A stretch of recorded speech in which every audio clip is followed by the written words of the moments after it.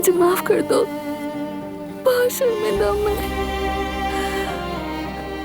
सब ठीक है, वो सिर्फ एक ख्वाब था।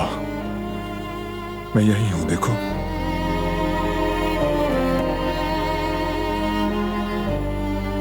और ठीक हूं। तुम कांप रही हो,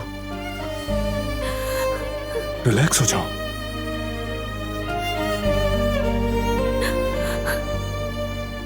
मुझे देखो,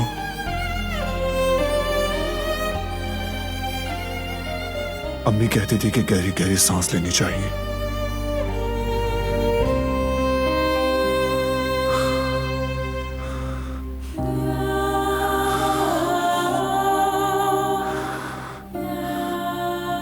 अब बेहतर लग रहा है?